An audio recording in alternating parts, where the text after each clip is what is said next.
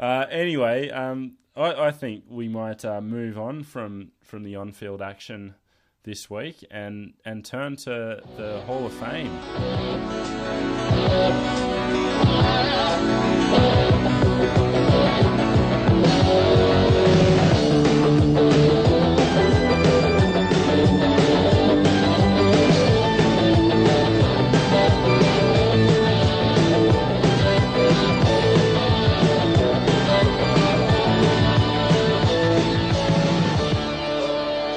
So as we touched upon last week, we were nominally doing the 2003 class of the Hall of Fame. There weren't anyone that I judged as worthy Hall of Famers from that year, so we're going to combine the 2 years. I put this spreadsheet together 5 years ago for different purposes to what the Hall is now. So I've since gone back and found a list of some pretty handy players that we can mention from 2003. Before we get to that, I just want to touch on someone that's something that someone said on our Facebook when I posted our Hall of Fame post. So I gave a kind of long list of players who retired those years that included Scott Sattler and Andrew Walker, and a certain fence-sitting Rugby League Digest fan said something along the lines of are Sattler and Walker there as a joke? And my response to that is, for me, a great appeal to doing this is to just have a chance to talk about rugby league players. We've talked about blokes that are a long way from making the Hall, but they're blokes whose careers I enjoyed watching, and I'm sure if I was a fan of their teams, I would have really enjoyed having them around. So it's not just to talk about the best players in the game, it's just to celebrate rugby league players. I love them. Well, Sattler's got himself a piece of history. He's got himself a comp. He's considered a great team man. He can be proud of his career. And Walker, it's a bit of a cautionary tale, unfortunately, but no one can deny the class of the guy. Walker had all the talent in the world. He had a kicking game of the gods when he came in.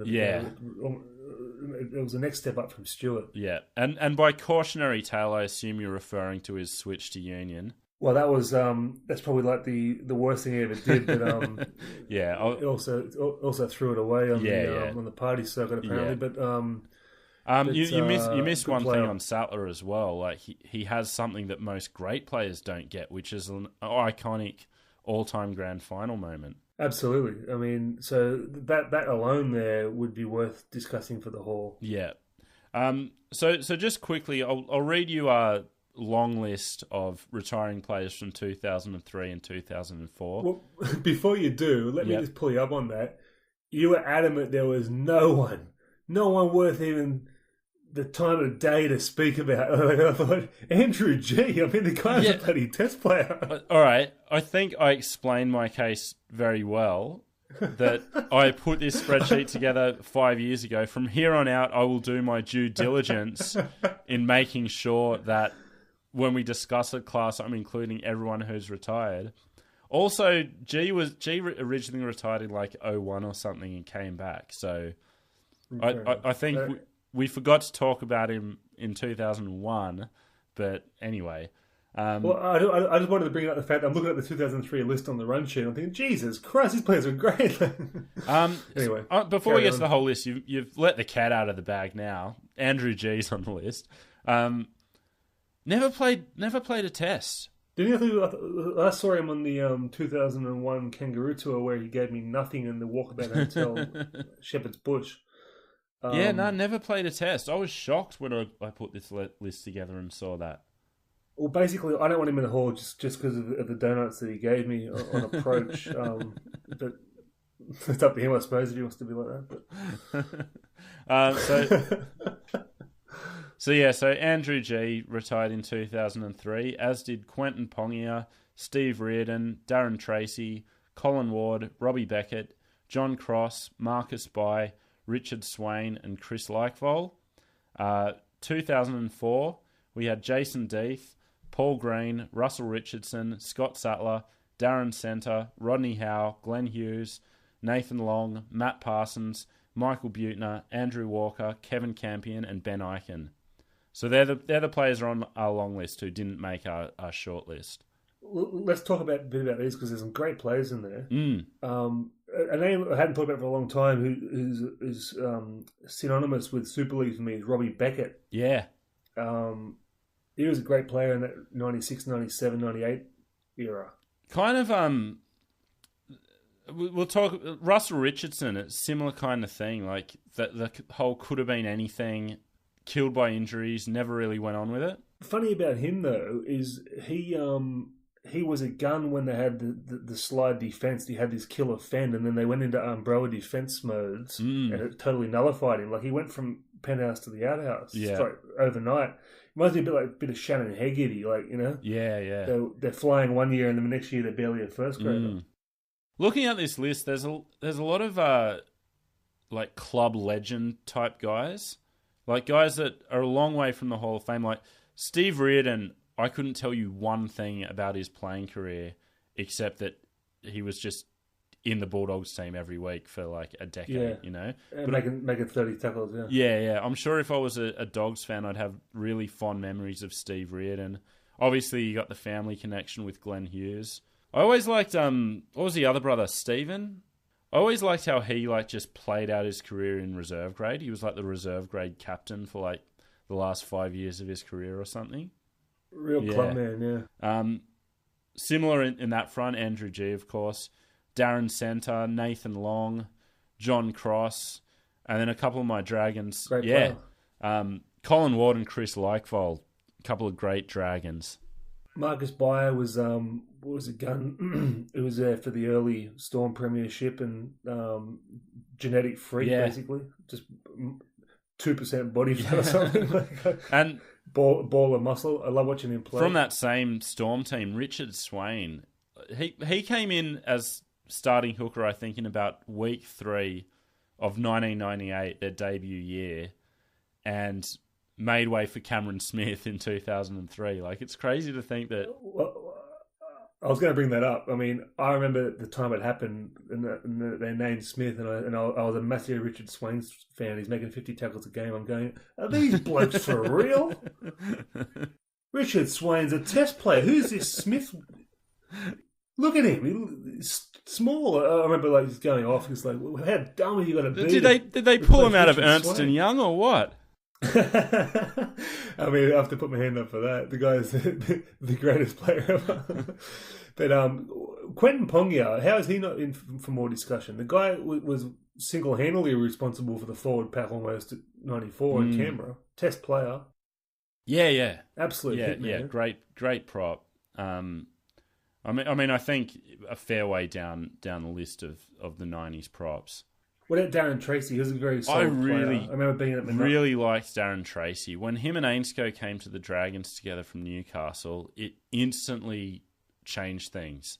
Well, there was in Newcastle in the old days that you go to the hill and there'd be old ladies there in full knights paraphernalia on the front of the goal line fence, and they'd be there with their crocheting and knitting and stuff, and they were just cool, real hardcore Knights fans. And I remember when Tracy was playing, and they'd be going, "Come on, Darren! He's beautiful, Darren Tracy. I love Darren Tracy." And then it was a real old ladies' favorite. Yeah, so like he was a good player. Yeah. There's in this list. There's also like a number of guys who are like kind of dressing room guys, like the type of player that Wayne Bennett loves. You know, the guys that you need in your team. Like the one that stands out to me is Kevin Campion. Kevin Campion, I love. Yeah. Everywhere he went, he made an impact. Exactly. What? It wasn't a dressing room guy. He was a. I mean, he was great. Well. He did his job brilliantly. That wasn't a slight of him to call him a dressing room guy, but no. I realize you're a massive fan as well, but it's like a leader, just like a lead through actions. Always with a massive cut down his forehead. Looks like he went 10 rounds with Conor McGregor every game. That's how hard he played. But if you had him on your side, like I put Kenny Edwards in the Kevin Campion's mould. Like enforcer mould, you know. I don't know, but Kevin Campion didn't have that brain explosion in him. He was just a solid player every time he played. Yeah, I think the term "no nonsense" was made for him. Yeah, absolutely. Key part of the reason the Dragons went to the grand final in '96. The Warriors as well. It's no secret when you got enforcers like that and you got class backs to play off the back of it. Absolutely, you win games. And great career. I mean, won the comp with Brisbane, grand finals with St George and the Warriors. The players that make grand finals with different clubs, you can tell they got some something about them. The other guy I really liked was Michael Butner. I thought he was like a really good player. One of my favourite players in the era. He's one of those Steve Carter types where they make unlimited line breaks and create all the time, and no one gives them any sort of anywhere near the level of respect they deserve. I remember watching the footy show. I think it was when in his North days, and one of his teammates was on the footy show and called him Mickey B, and Fatty was outraged that was his nickname. I think a few what's doings were heard.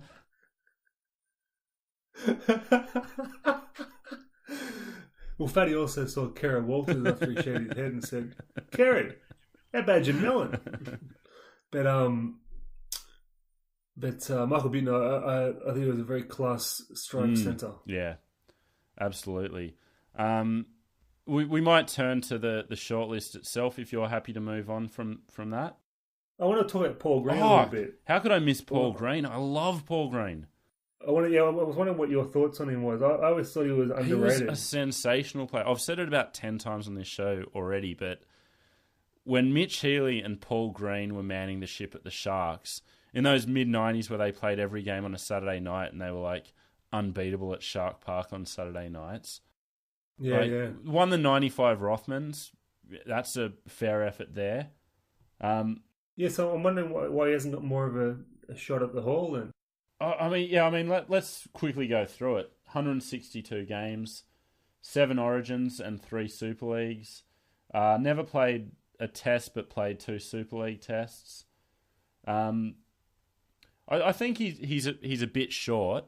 It's quite a short career, 160. He's one of those players, and you see it happen quite a bit where they're on a good wicket, and then they leave, and it just never quite gets back to the same heights. Did he have injuries or something? Did he? Because he must have for 11 years to only play 160 games. But those last couple of years, so he bounced around towards the end. So had a couple of good years at the Cowboys. I believe he played for Queensland from the Cowboys, if I remember right. Then went to the Roosters. Didn't get much of a game there. He was there in 2002, but I'm certain he wasn't in that grand final team, right? Yeah, Craig Wynn was the halfback. At Para in 2003, then finished his career at Brisbane 2004. So I think those last 3 years he barely played a game. Doing a Benji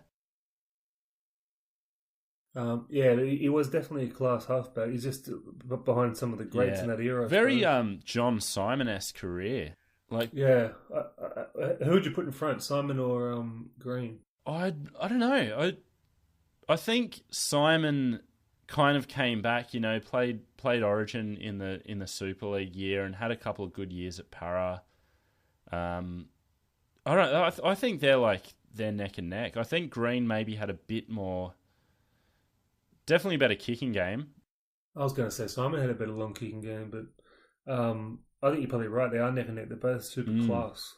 You'd be happy to have either of those in your squad. Definitely.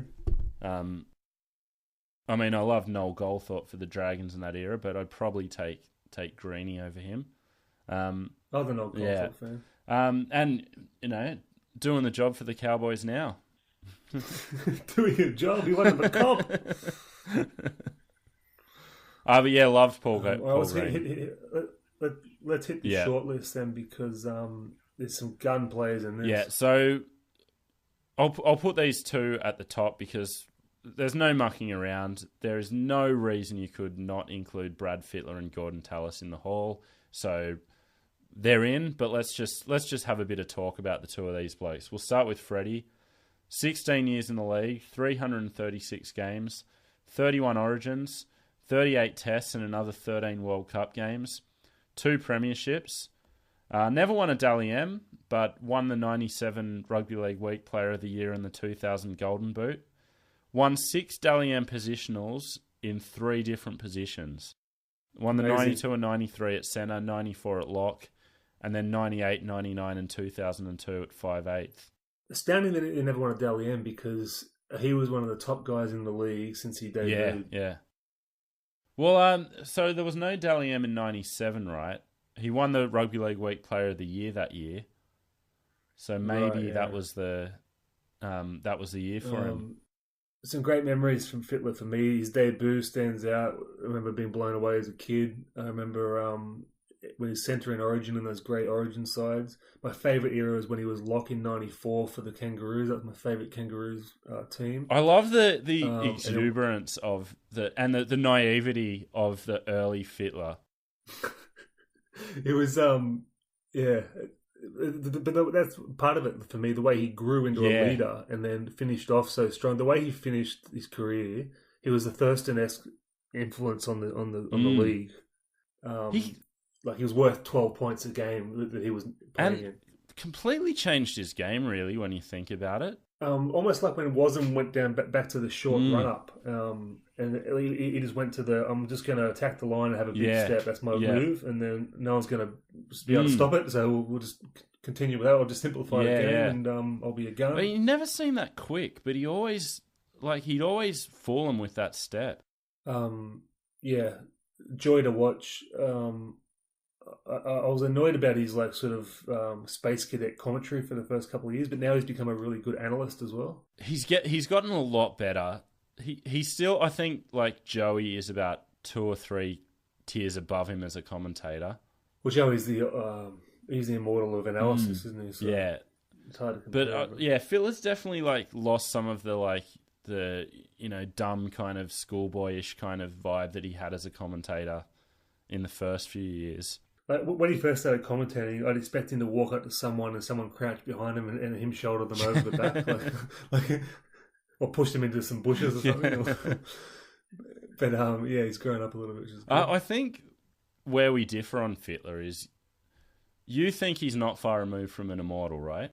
I think he's very close. I think he's not far below Kenny and Sterling. I think he's a fair way down.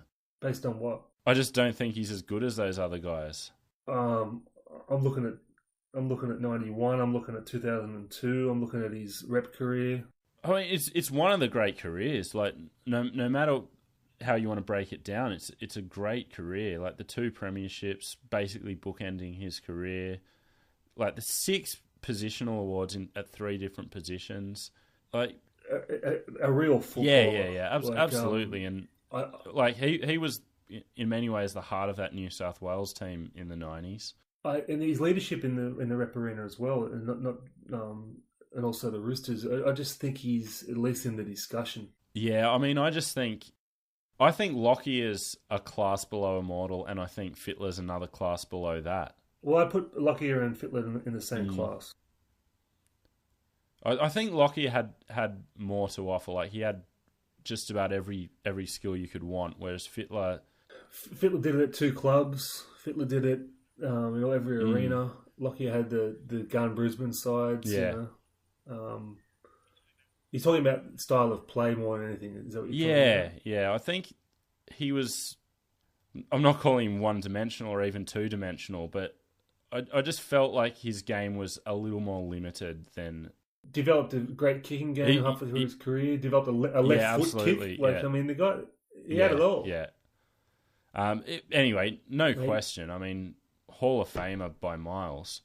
Yeah. All right. Well, let's move on to Gordy then. So Gordon Tallis, 13 years in the league, 214 games, 17 Origins and 3 Super Leagues, 16 tests. On top of that, 3 Super League tests and 5 World Cup games, 2 premierships, No Dally M's, just the one Dally M positional in 99. Won the 98 Clive Churchill. Started at St George from 92 to 95, and then Brisbane from 97 to 2004. You'll notice 96 was missing because of a dog act. I always hated that the wasted year of his career, but it's such a rugby league thing and to such do. a knowing the person Gordon Tallis is, it's such a Gordon Tallis thing to do as well. Yeah, it suits his career in the end. But looking at the numbers, he's probably a little bit down on some of the automatic Hall of Famers, but in intangibles, he's their automatic choice. Yeah. The guy was the enforcer of the league for a decade. Crazy to think. I know there's Super League and all that nonsense behind it, but crazy to think he didn't make his Test debut till 98. Yeah, isn't it? I mean, they had a very strong pack, but almost from the moment he was in the team, he was like a forward leader and like, you know, a mainstay. I always maintain those early years with the Dragons, that was peak Gordy. I think I told a story on the podcast before, but I was at the game in Newcastle where he got sent off for the headbutt. I was like 30, I think it was 93. And he was ferocious. Yeah. And the crowd, the noise of the crowd banging for this guy's blood. And he was just unrepentant. He was the raging bull back then. And when I say like his best years were at the Dragons, obviously he killed it. Before that neck injury, like he was phenomenal. And I remember going to his first game at Cogra when he was playing for Brisbane, and he just destroyed us. The crowd were giving it to him all night. He ended up scoring a winning try, giving it back to the crowd, and he like had that kind of pantomime villain kind of vibe. Oh yeah, but ultimate heel. Like so much of it came from his actual play. Like the aggro stuff was just a bonus. Yeah, but let's talk about the Brett Hodgson moment in Origin. That's just I mean, you can put that on TV in any country in the world, and everyone's like, "What the hell's going on here?" Just the sheer aggression of it—it's just insane. But there's a story in one of the publications this week. It might have been Sportal. I don't know what it was about. One of the journalists had a story on Gordon with the Ben Ross fight. Yeah, I did. That? I mean, we'll take the listener through it because it was incredible. So I'm sure our listeners will remember the fight. If not, I'm sure you could see it on YouTube. Recommended viewing. Not for Ben Ross, the poor bugger. He's had some bad luck, hasn't he? Oh, absolutely. But anyway, so Tallis just out of nowhere just launches on Ben Ross, flurry of punches, and then it came out in Tallis's story during the week that he'd lost a bit of his aura and the opponents weren't scared of him anymore. So over a pre-season, Wayne Bennett said, you got to start a fight. Show him you're still the tough guy. Show him you're still someone to fear and not mess with. Bennett's stipulation was do it early in the season and, you know, don't do it to anyone too small, I think he said, like something like that. And so Gordon Tallis playing Panthers, I think it was round 1 of like 2003 or something. So in the height of the Panthers teal era, it should have been belted just for wearing that monstrosity. And Gordon Tallis gets tackled by Ben Ross, and there's a bit of niggle in the tackle, and Gordon Tallis says, "We're fighting now," and it all starts from there. Well, I think he was trying to back away, and he goes, "Look, he goes, it doesn't have to run away. We're still going to fight," or something like that. That would be terrifying. But so for a guy who wasn't that big, he wasn't a muscle man. He wasn't a overpowering force with size. Yeah, he was the most feared guy in the game for a long time, just through intensity and that leg drive and violent defender. And you wonder like how much of like a top like second row or a top fearsome forward comes from attitude, because I've seen like blokes with far more terrifying physiques than Gordon Tallis not have nearly the same impact or like aura on a field. Yeah, well, comparing to a guy like Peter Shields, who was like 6'6" and 110, 115 or something. I think in rugby league, a lot of it is the aggression thing, but with the violence now out of the game, is that been lost a little bit? Because there was always the threat of a violent beating in rugby league, and now it's just a slapping thing, which both of us agree with. But has that taken a bit of the intimidation thing out? That's a really good question. I mean, I don't have the answer to that, but it's definitely something to think about. Because think about how terrifying it would have been with some of these guys. Most of them are borderline pro boxers, But yeah, so Gordon Tallis in the hall. We'll move on from Gordy and talk about Nathan Blacklock. 10 years in the league, 142 games, no origins, 2 tests, no premierships, no Dally M's, 3 positional Dally M Winger of the Year awards in 99 through 2001. Played a couple of games at the Roosters in 95 and the rest of his career at St George. I know he's one of your personal favourites, and how could he not be? But again, a short career, 142, disappointing.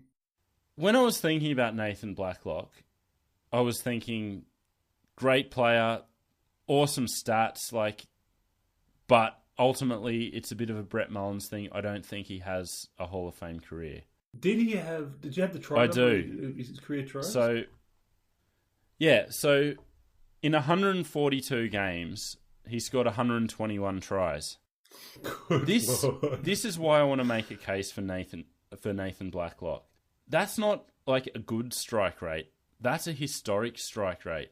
And when you look at some of his records, they stack up with anyone in the history of the game, like for wingers.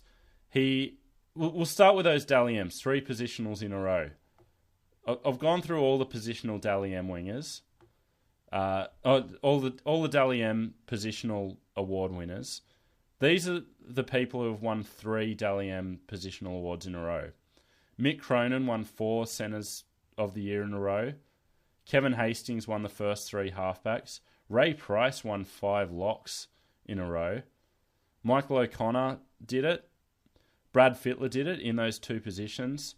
Terry Lamb did it. Nathan Hindmarsh and Jonathan Thurston have done it. And then you have Nathan Blacklock and Akil Uate. So you might say, really? Yeah. So from that, you might say that Blacklock is akin to Uate, and they're just two blokes that got hot for a short time, and they're anomalies.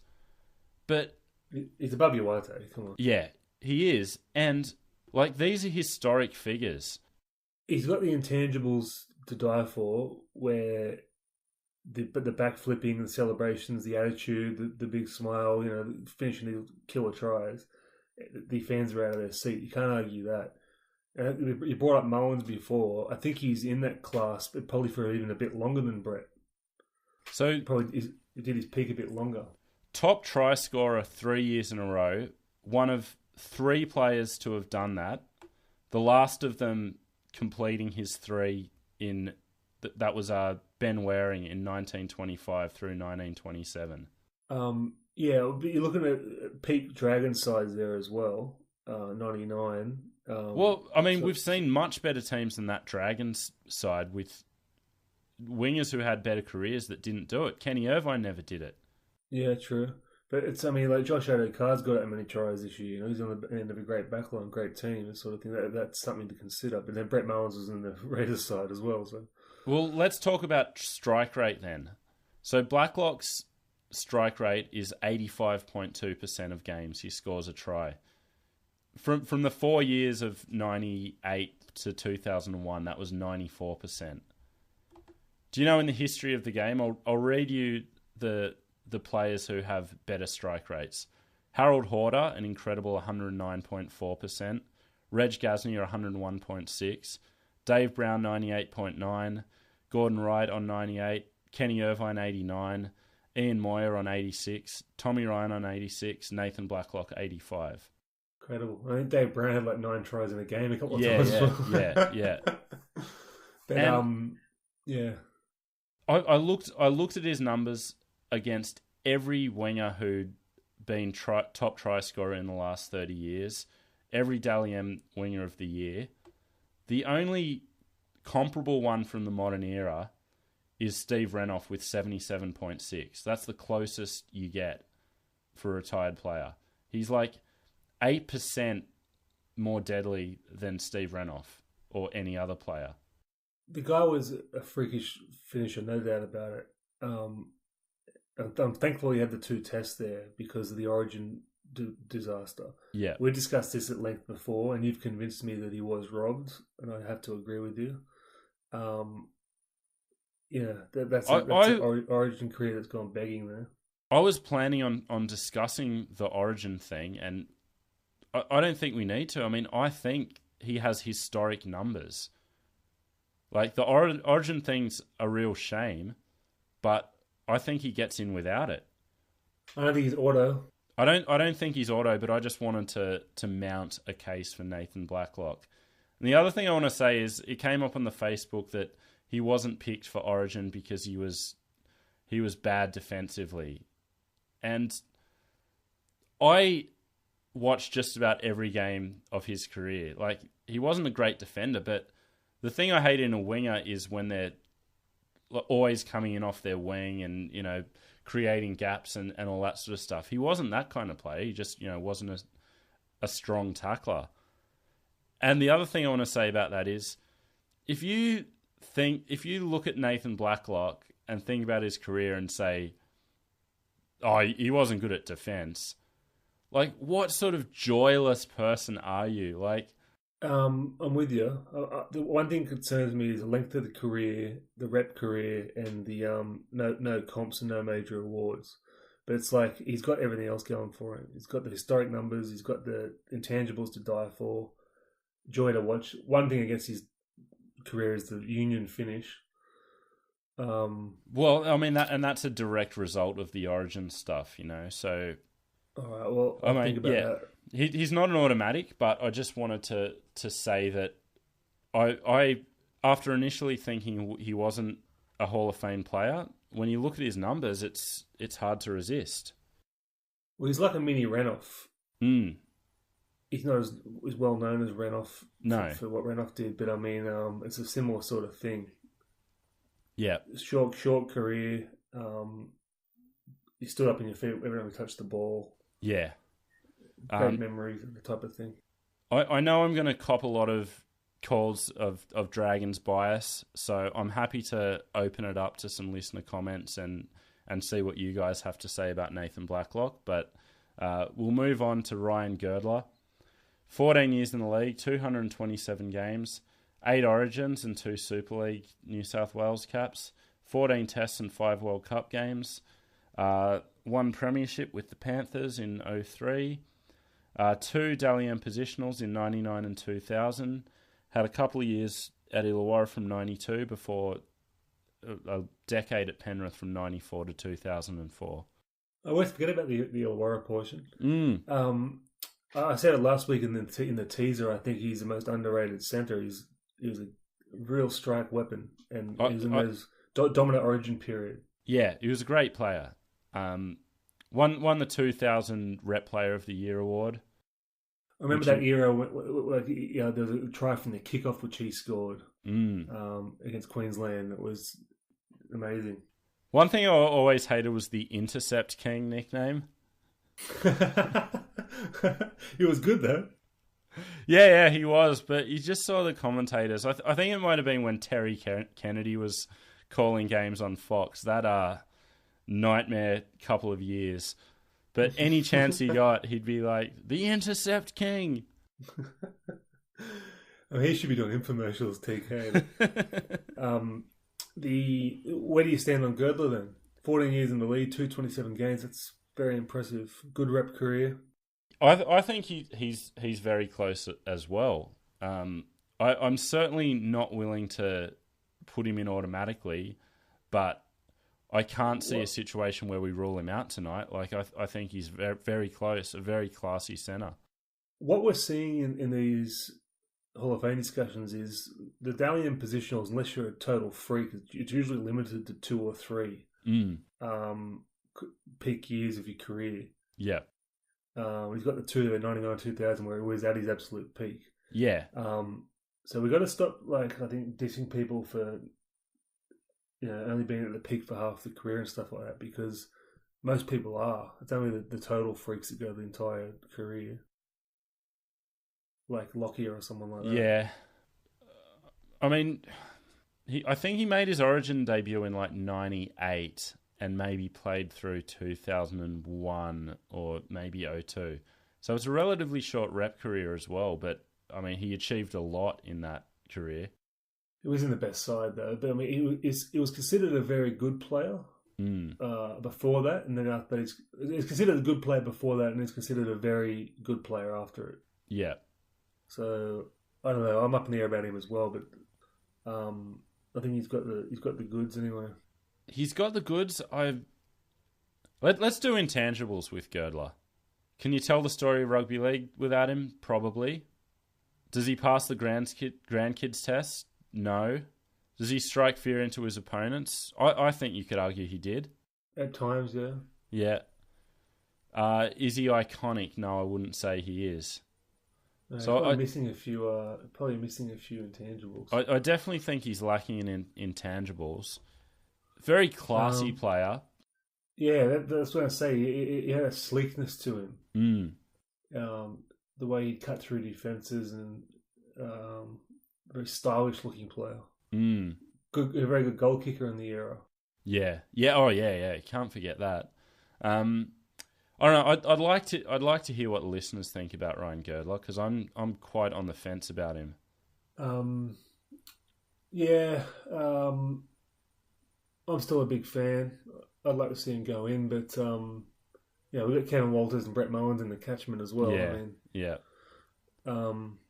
Okay, so we'll move on. Stephen Kearney, 13 years in the league, 264 games.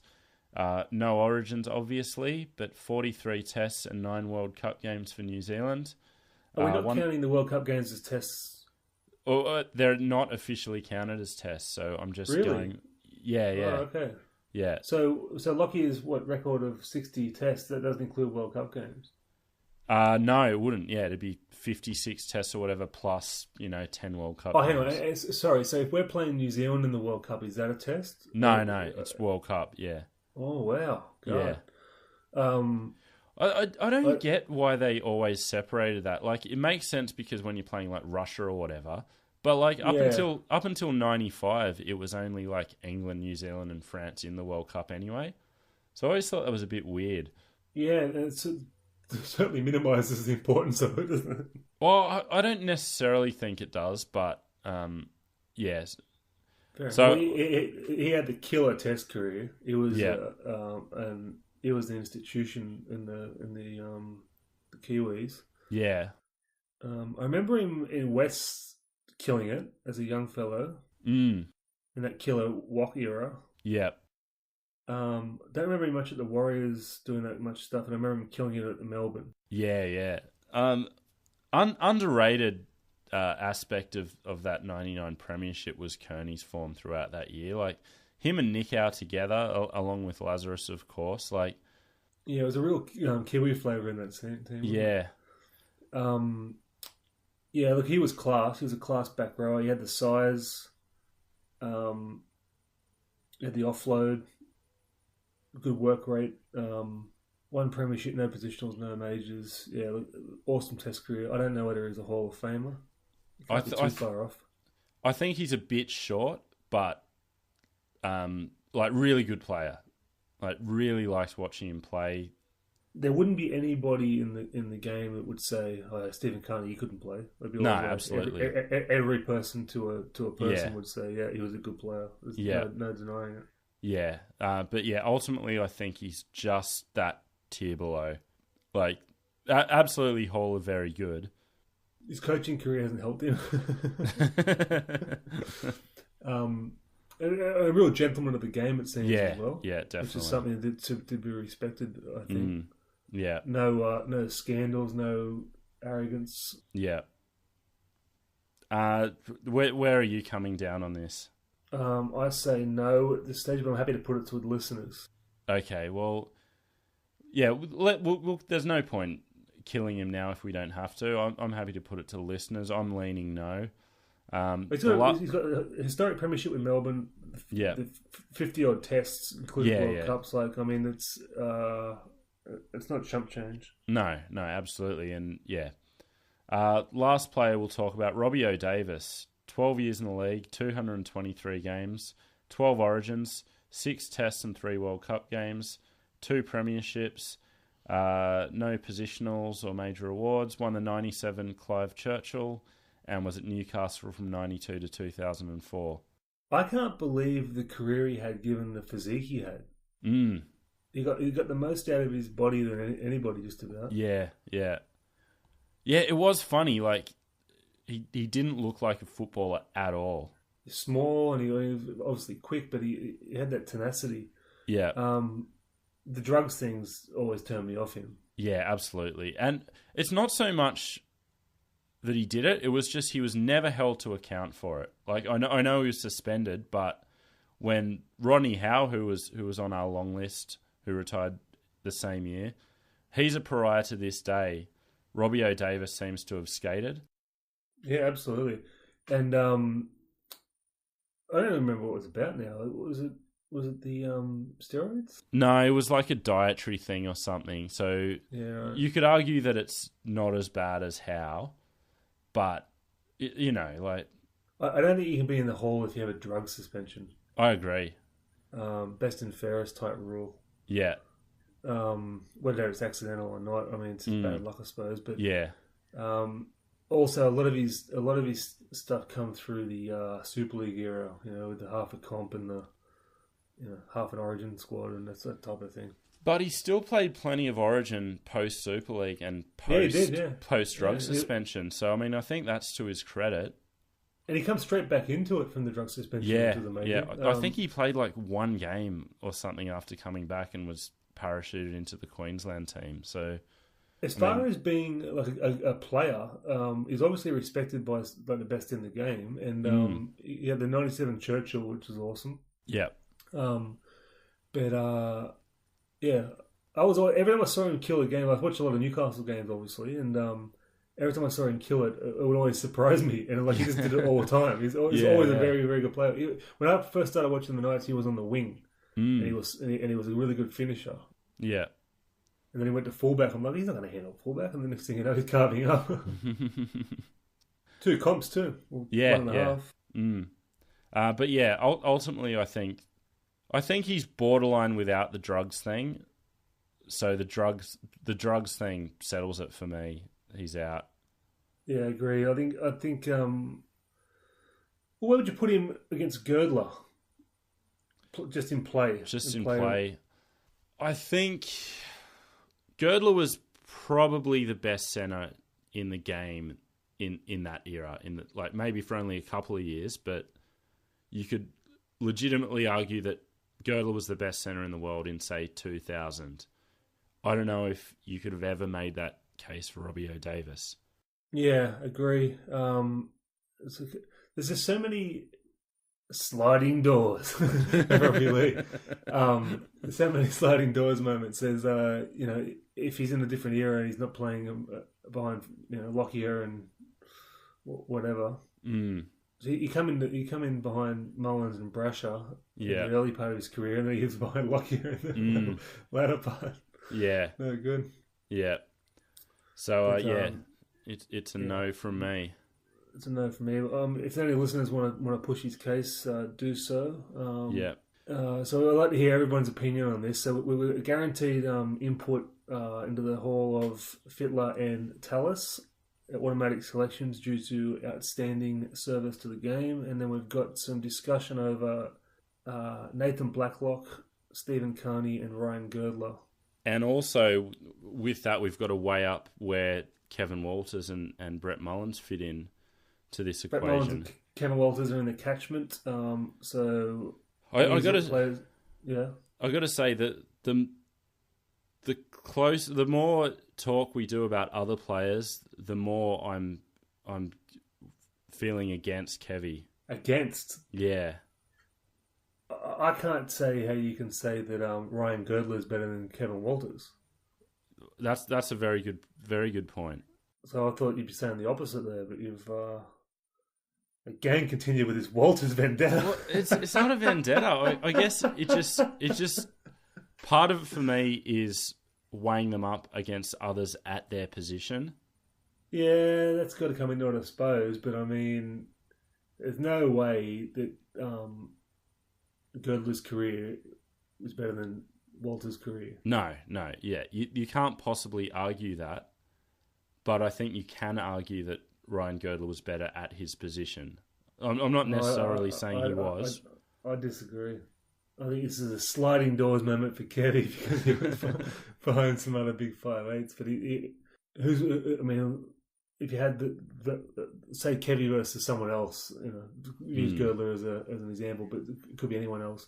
Whose hands do you want the ball in when the game's on the line? Yeah, true. And yeah, I mean, it's ridiculous to say that Ryan Girdler is a better player than Kevin Walters. So my argument doesn't really hold up, and I need to do some more thinking about it.